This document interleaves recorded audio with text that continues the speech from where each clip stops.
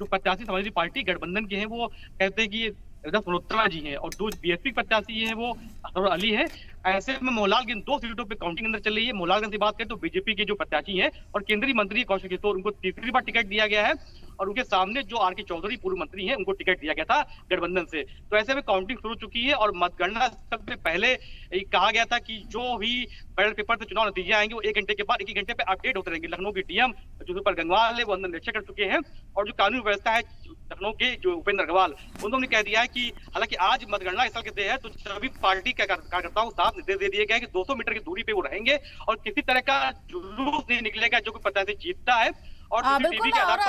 अतीक ये खबर सामने आ रही थी कि अखिलेश यादव ने बड़ा इल्जाम यहाँ पर लगाया है कि इंतजामिया की तरफ से, अफसरों की तरफ से नजरबंद किया जा रहा है पॉलिटिकल लीडर्स को। देखिए रात को ही हालांकि समाजवादी पार्टी ने ये बात बोल दी थी कि जितने भी प्रत्याशी समाजवादी पार्टी के जो कार्यकर्ता जिनको लगाया गया था यूपी में